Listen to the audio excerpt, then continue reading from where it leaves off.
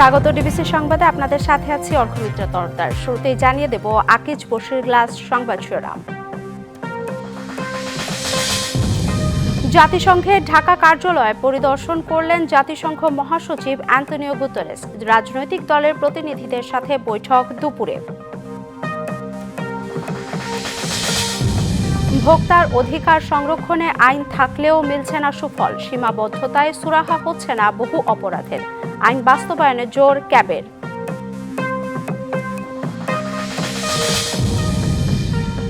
গাজীপুরে ট্রাক অটোরিকশার সংঘর্ষে ৩ জনের মৃত্যু। টাঙ্গাইলে উল্টানো আলুর ট্রাকে আরেক ট্রাকের ধাক্কা, নিহত ১, ৪ পুলিশ সহ আহত ৬।